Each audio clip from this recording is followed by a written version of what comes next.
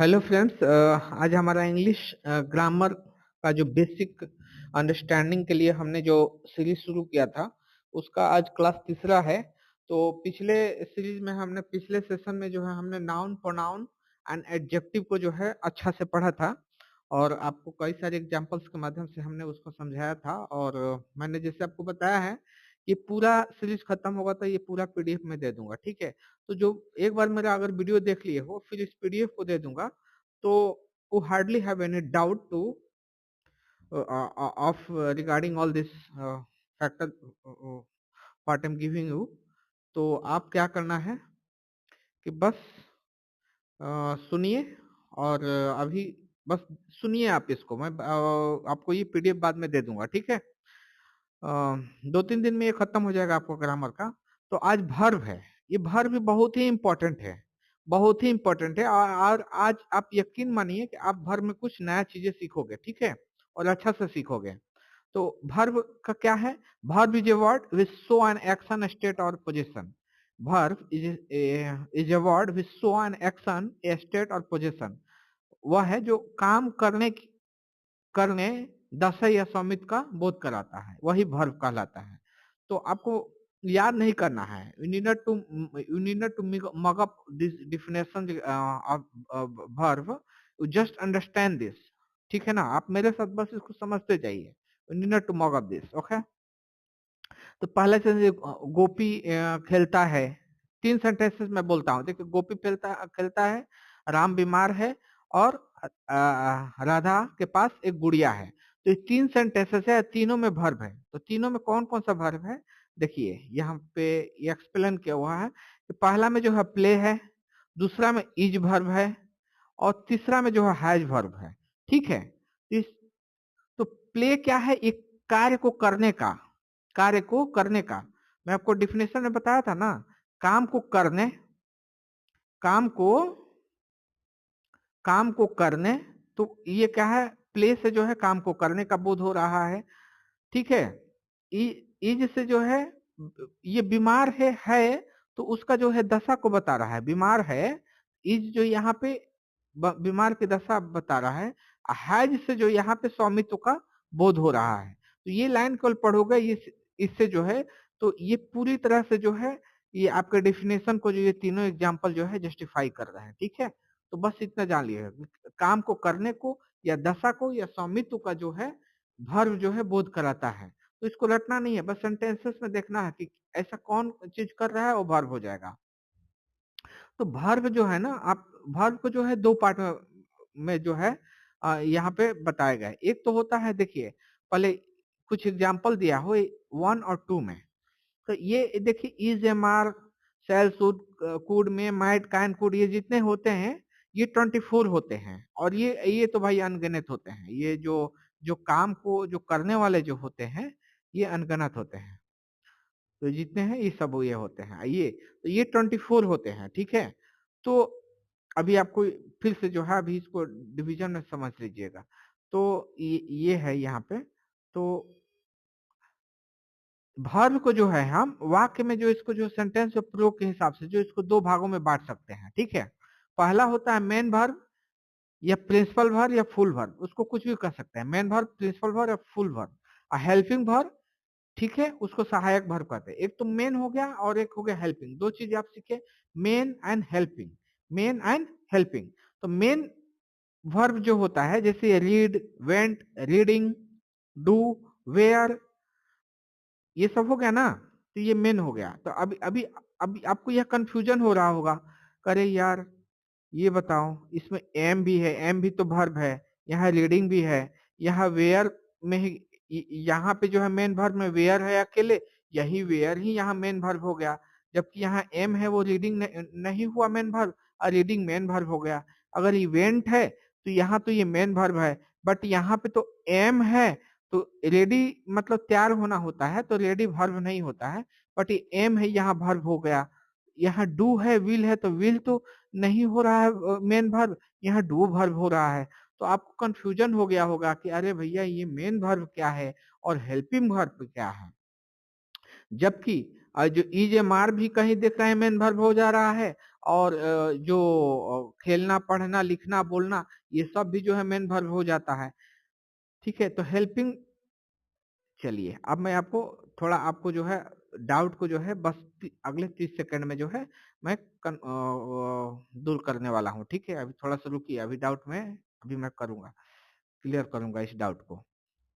ठीक है, अ, ये क्या है, तो हेल्पिंग वर्ब जो होता है सेंटेंस को बनाने में, helping verb is one which helps main verb to form a tense, voice, mood etcetera. Helping verb जो है मेन वर्ब को जो है बनाने में जो है सहायता करता है।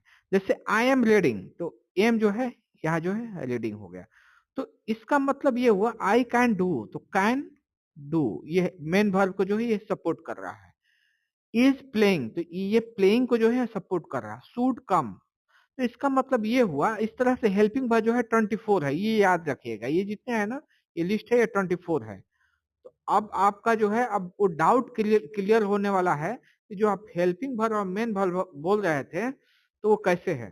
तो देखिए, अगर किसी सेंटेंस में, अगर अब चलिए ये 3 नोट है उसी से समझ में आ जाएगा, इसी में लिखा हूं तो मैं अलग से नहीं बताऊंगा, मैं अपने टेक्स्ट के हिसाब से ही बता दूं। अगर किसी सेंटेंस में केवल एक वर्ब हो तो मेन वर्ब कहलाएगा। अगर किसी सेंटेंस में केवल एक ही वर्ब हो तो वो मेन वर्ब कहलाएगा।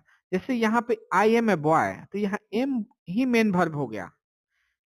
ठीक है, लेकिन यहाँ पे एक और वर्ब होता तो वो क्या हो जाता, ये हेल्पिंग वर्ब हो जाता, वो मेन वर्ब हो जाता। ठीक है, अब यहाँ रहता आई एम प्लेइंग होता, तो प्लेइंग हो जाता मेन वर्ब, एम हो जाता हेल्पिंग वर्ब। लेकिन किसमें केवल एक ही वर्ब है, तो ये जो अब यहाँ हेल्पिंग वर्ब ना होकर ये मेन वर्ब के रूप में करेगा। सेकंड सेंटेंस से समझते हैं, ही इज इल, तो इसमें इल तो एक ही है, इज, तो इज यहाँ मेन वर्ब होगा। यहाँ ही हैज ए कार, अब यहाँ पे हैज एक ही है तो मेन वर्ब होगा। ही वेंट, तो यहाँ एक ही है तो ये मेन वर्ब होगा, ऐसे भी ये मेन वर्ब होता। ही डिड इट, तो यहाँ एक ही है डिड, तो ये मेन वर्ब हो गया। तो अब एक कंफ्यूजन दूर हुआ, अब थोड़ा सा और क्लैरिटी आ जाएगा सेकंड नोट्स के बाद।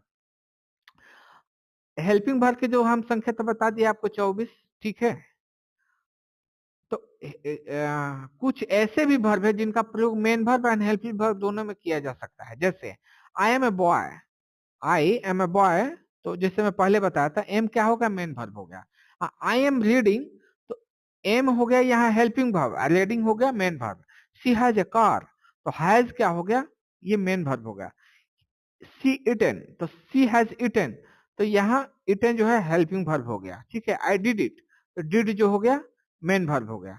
ठीक है, I I did not go there, तो डिड क्या होगा, हेल्पिंग वर्ब हो गया। ठीक है, थोड़ा सा ध्यान से सुनिएगा इसको। ठीक है, तो आपको समझा दिया हूँ, और कोई पूरी तरह से अब इसमें कोई भी कंफ्यूजन होने का नहीं। अब तीसरा नोट्स भी देख लीजिए, इसके बाद एक सेकंड में और समय।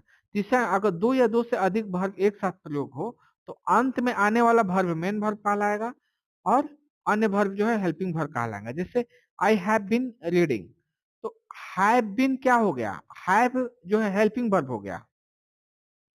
बीन क्या हो गया, बीन भी हो गया हेल्पिंग वर्ब हो गया। रीडिंग क्या हो गया, मेन वर्ब। तो वही हो गया, मतलब दो वर्ब हो गए ना, दो दो या दो से अधिक वर्ब हो गया तो हैव बीन जैसे भी एक वर्ब है और रीडिंग भी है, तो जो लास्ट में आएगा ना वो मेन वर्ब हो गया। अब पहले जो होंगे वो हेल्पिंग वर्ब हो जाएंगे। ये कंफ्यूजन दूर हो गया। जैसे I have been a teacher, I have been a teacher, तो यहाँ हैव है और बीन है, दो वर्ब है।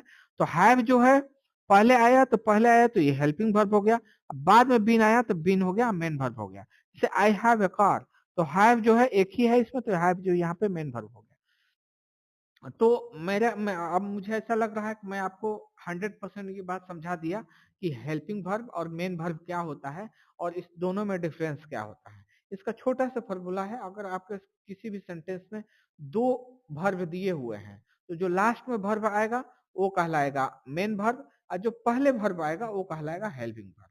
ठीक है, अगर किसी सेंटेंस में केवल एक ही वर्ब है तो वो मेन वर्ब हो जाएगा। ठीक है, तो इस तरह से आप समझिएगा। ठीक है, चलिए अगर कुछ ना समझे तो प्लीज कमेंट कीजिएगा, मैं कोशिश करूंगा। ऐसे लगता है मैं समझा दिया हूँ। अ, और वर्ब को जो है एक बांटने का एक और भी तरीका है। जैसे मेन वर्ब जो है होता है ना, मेन वर्ब, उसको दो भागों में बांटा जा सकता है।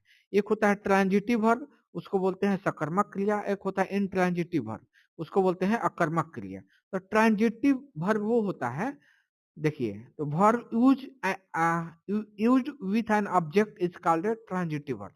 तो जिस क्रिया के साथ जो है कर्म का प्रयोग हुआ हो, जिस क्रिया के साथ कर्म का प्रयोग हुआ हो, वो ट्रांजिटिव वर्ब कहेंगे। ठीक है, जिस क्रिया का जो है कर्म के साथ प्रयोग है वो ट्रांजिटिव वर्ब कहेंगे। जैसे वाक्य में, जैसे आई ईट ए मैंगो, तो ईट एक है, यहाँ पे क्या, एम क्या है, ऑब्जेक्ट है, तो ये जो है transitive verb. I love you, तो लव क्या है, ये वर्ब है, लेकिन यू ऑब्जेक्ट की तरह रहेगा, तो यहाँ भी ये ट्रांजिटिव वर्ब हो गया। आई रीड दिस बुक, मैं यहाँ पढ़ना जो है, रीड जो है, दिस बुक, तो ये ऑब्जेक्ट के लिए प्रयोग हुआ, तो ऐसे यहाँ भी हो जाएगा। ठीक है, बाकी आप पढ़ लीजिएगा। तो इसमें जो है मैंगो जो बोला वही, ये जो है ट्रांजिटिव वर्ब, इसको हम कहेंगे। और सेकंड जो है intransitive verb, same opposite of that what we have said early. तो उस इसमें क्या है कि the verb used without an object is called intransitive verb. The verb used without an object is called intransitive verb. जिस क्रिया के साथ कर्म का प्रयोग नहीं हुआ हो उस क्रिया को इंट्रांजिटिव, जिस कोई भी क्रिया हो उसके साथ अगर कर्म नहीं, object, A verb without object will be called intransitive verb, यानी अकर्मक क्रिया। अकर्मक क्रिया, तो इसका एग्जाम्पल देख लीजिए। जैसे आई ईट, यहाँ कुछ नहीं, ईट मतलब क्या खा रहे हो भाई, चावल खा रहे हो कि भात खा रहे हो भात खा रहे हो, मैंगो खा रहे हो, जलेबी खा रहे हो। ठीक है, और कुछ अच्छे अच्छे खाने वाले चीजों का नाम रख देता हूँ, रसमलाई खा रहे हो। ठीक है, मुंह में पानी आया। अ, ठीक है, जैसे आई गो टू स्कूल, तो आई गो टू स्कूल, तो ये तो हो गया ट्रांजिटिव वर्ब वाला हो गया भाई। ठीक है, ठीक है, ये गो टू स्कूल, वो स्कूल जाता है ना। आई एम लाफिंग, तो आई एम लाफिंग, ये जो आई एम लाफिंग, अब किस पे कर रहे हो ये नहीं है, तो ये बिना ऑब्जेक्ट का है, तो ये जो है इंट्रांजिटिव वर्ब हो गया। ही रन फास्ट, तो इसमें भी है, इसमें कोई जो है ऑब्जेक्ट नहीं है, तो ये इंट्रांजिटिव। जैसे eat, go, am, laughing, run, ये सब क्या है, इंट्रांजिटिव वर्ब है। इन एम लाफिंग जो एक साथ है, ये एम लाफिंग, ये जो है इंट्रांजिटिव वर्ब है।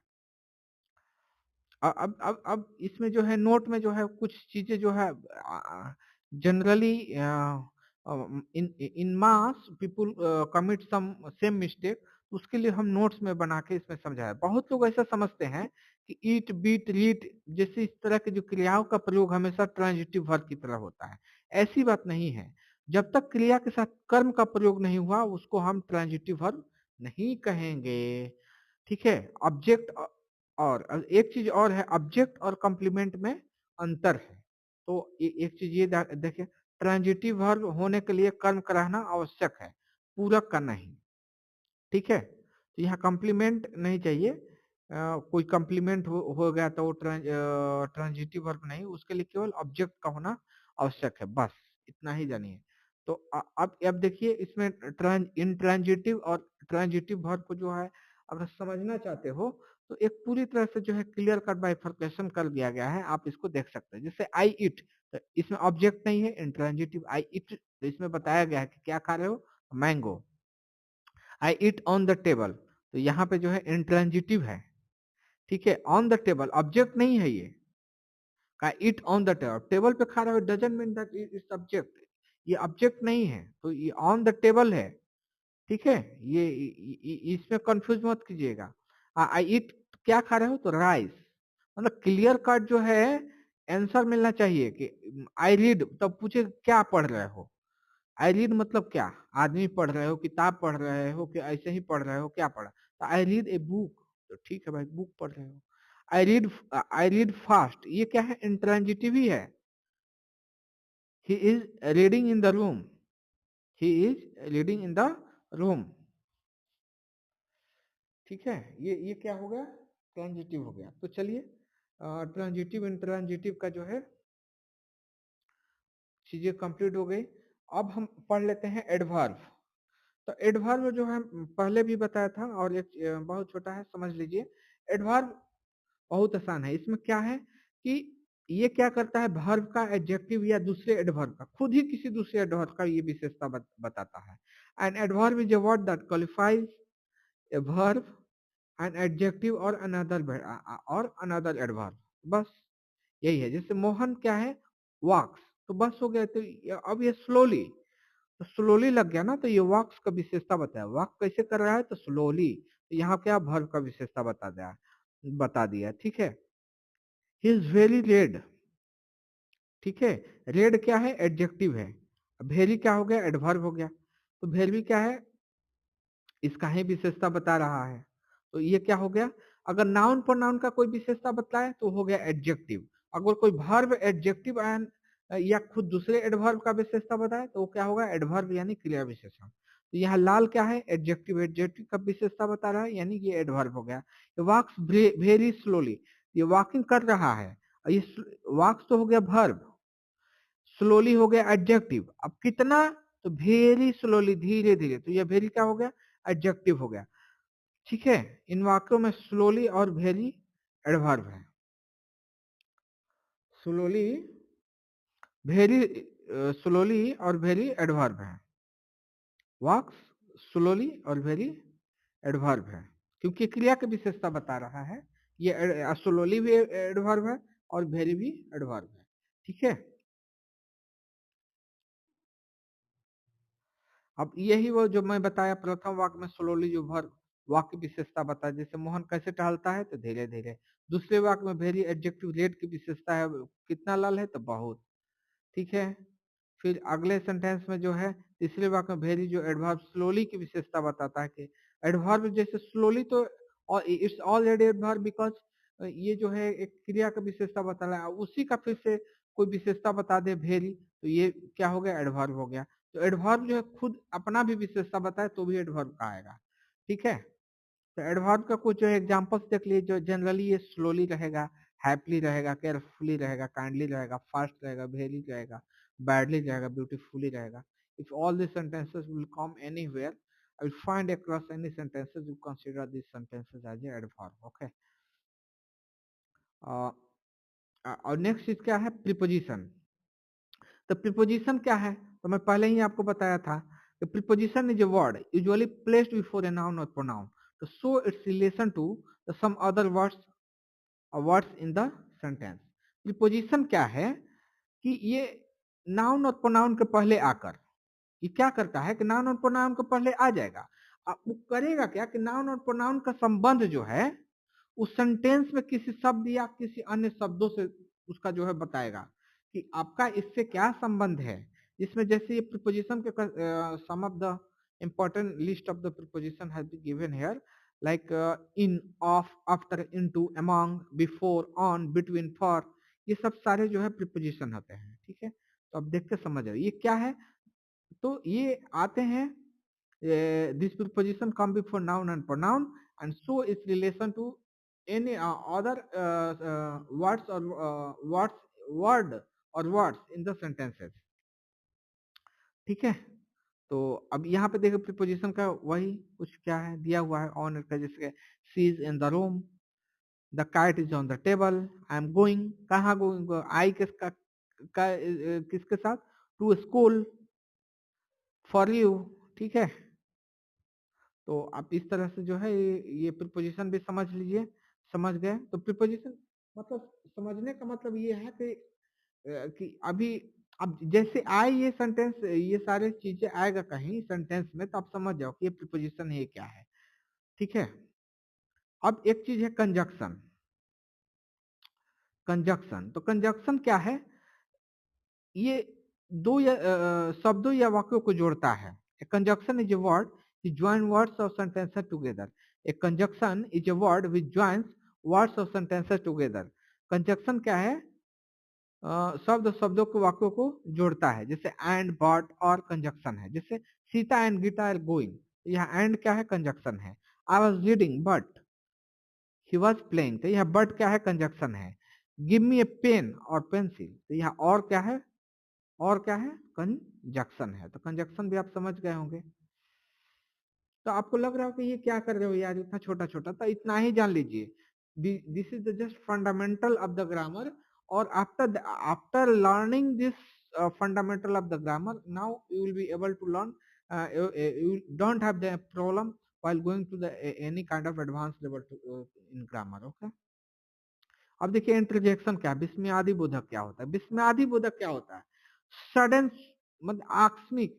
Interjection is a word which express some sudden feeling और इमोशन, सडन फीलिंग और इमोशन को यह दर्शाता है। जिससे क्या होता है, कोई आकस्मिक खुशी हो या दुख हो या आश्चर्य हो या घृणा का भाव जो है व्यक्त करने के लिए अचानक से जो कोई हो, जिससे ओ हुरा, ये सब जैसे, जैसे क्या हो, अल्लाह, ये क्या किसी से दुखी के बाद कैसा हो, अल्लाह माई डॉग इज डेड, उसका कुत्ता जो है मर गया, तो बहुत दुखी हो गया था, बोला अल्लाह my dog is dead. Ah I have lost my moss, यहाँ आह का बात हो रहा है, वो जिस आह निकल रहा है कि वो मैं छार गया। ओह यू आर हेयर, अब सरप्राइजिंगली बोल रहा, oh you are here. Hurrah we have won the match, hurrah we have won the match. और ये जो इंट्रोडक्टरी में जो है, मैं आपको एक एग्जांपल दिया था विराट कोहली का, in the last wicket, in the last ball for India requires the 4 run. Virat Kohli is on the batting end. On the last ball he made 4 run and India won the match. और suddenly जो एक ball है उसमें India हार भी सकती थी और जीत भी सकती थी, और विराट कोहली ने चौका मार के जिता दिया। तो जैसे वो चौका मारा, आपसे मुंह निकला ओह इंडिया ऑन द मैच, तो ओह जो निकला ना, या हुर्राह जो निकला, यही हो गया विस्मयादि बोधक अवयव। तो this way you have completed our parts of speech. Next session में जो है नंबर वंबर कुछ है, कुछ इंपॉर्टेंट सेगमेंट ये भी है, उस सब मैं कंप्लीट कर दूंगा। और बहुत ही soon we will finish this session. इसके बाद जो है ना, मैं इंग्लिश स्पीकिंग का जो है बहुत ही अच्छा कोर्स कस्टमाइज किया हूँ, उसको मैं आपको बीच में लाऊंगा, ठीक है। Thank you so much, meet you in the next session.